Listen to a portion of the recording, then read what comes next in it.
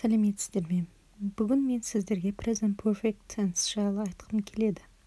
Бұл шақты көбісі шатастырады. Ал енді бұл видеода сіз present perfect'ті нақты түсініп алатын боласыз.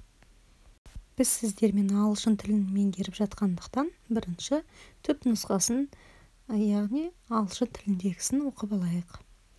Present perfect meaning for an action in the past with a result now. For an action begun in the past and continues to the present. We need have has plus word third participle. Time expressions just, already, never, ever, recently, lately, not yet. Дәл қазір біз осы түп нұсқаны сіздермен аударып түсініп алатын боламыз. Бірінші, for an action in the past with a result now. Бұрын аяқталған, бірақ нәтижесі қазір бар. For an action begun in the past and continues to the present. Баяғыда басталған іс-әрекет өткенде және әлі күнге дейін жалғасып келе жатыр, осы уақытқа дейін. Ал бұл сөйлемдерді жасау үшін бізге формуласы керек. Have, has және жаңағы үшінші жақтағы етістіктер, бұрыс етістіктер. Ал time expressions дегеніміз осы шаққа байланысты қолданылатын сөздер. Just, already, never, ever, recently, lately, not yet. Және осы сөздердің әрқайсысы бізге маңызды. Аудармасын білу керекпіз және қай кезде қалай қолданылатынын. Достар, тілді меңгергеннен кейін де ағылшыншасын да қазақшасын түсініп алу керек. Яғни баламасын сіз міндетті түрде білу керексіз. Ол қай уақытқа сәйкес келеді, сол кезде дұрыс қолдана алатын боласыздар. Енді present perfect қазақша. Аяқталған осы шаққа сәйкес келеді. Бұл шақ мына үш жағдайда қолданылады. Дәл қазір аяқталған іс-әрекеттерді айтатын болсақ, мысалы, I have just cooked. Мен қазір ғана тамақ пісірдім. Екінші жағдай, іс-әрекет бұрын басталып, енді аяқталған оқиғаларды айтатын болсақ, мысалы, I have finished my dissertation this week. Мен диссертациямды осы аптада аяқтадым. Қашан? Осы аптада. Апта бітті ме? Жоқ. Көптеген мысалдар келтіруге болады. Үшінші жағдай, оқиға баяғыда басталып, әлі күнге дейін аяқталмаса.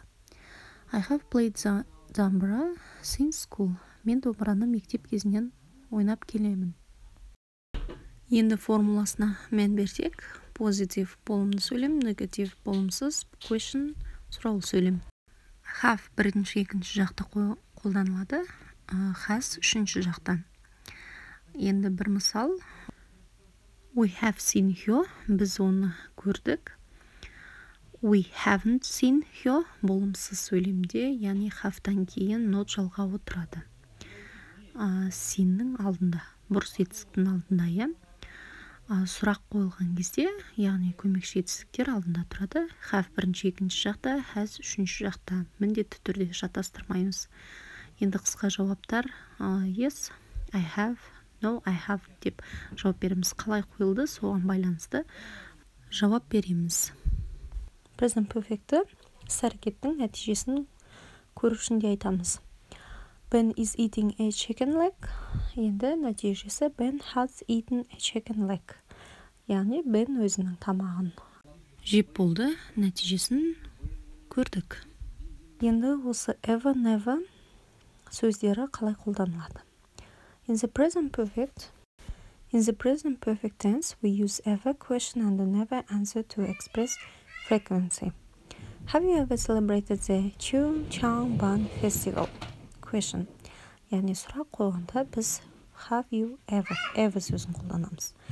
Ал енді ешқашан көрген емеспін деген сұраққа біз I have never celebrated. Байқап отырсаңыздар, not жалғау жоқ, себебі never деген ол болымсыз сөйлемді білдіреді.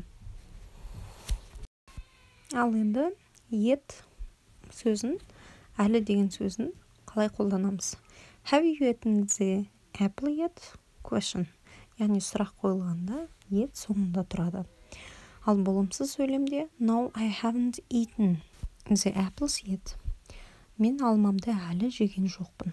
Яғни сөйлемнің соңында және сұрақ қойылған кезде де сөйлемнің соңында қойылады екен. Бұл ережені білу міндетті, себебі ет тек сөйлемнің соңында ғана қолданылады. Ал енді present perfectте байқасаңыздар for және since сөздері қолданылады. Олар осы шақтағы іс-әрекеттердің көрсеткіштерін, уақыттарын айтады, қаншалықты созылғанын. For уақыт аралығын, мысалы for 20 minutes, 20 минут ішінде, for 3 days, осы 3 күнде деген сияқты мағынаны білдіреді. Since бері, сол уақыттан, 9-дан бері, дүйсенбіден бері, жаңағы қаңтар айынан бері деген мағынаны білдіреді. Енді нақты уақытты айтатын болсақ, for a period, жаңа уақыт аралығын айтамыз. 20 минуттың ішінде, 3 күнде, 6 айда деген мағынаны білдіреді. Ал since бері, дүйсенбіден бері, қаңтар айынан бері деген мағынаны білдіреді. Бұрын басталып, қазіргі уақытқа дейінгі уақыт. Ал жаңа for'ды қарап отырсаңыздар, сол уақыт ішінде, сол уақыт аралығында деген мағынаны білдіреді. Енді көбісі past simpleмен шатастырып жатады осы шақты. Past simpleмен мүлдем шатастыруға сәйкес келмейді.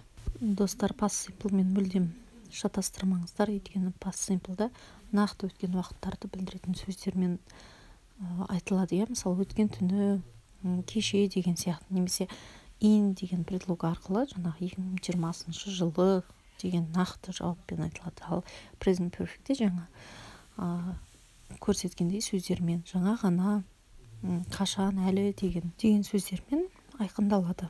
Енді present perfectті түсінді деген ойдамын.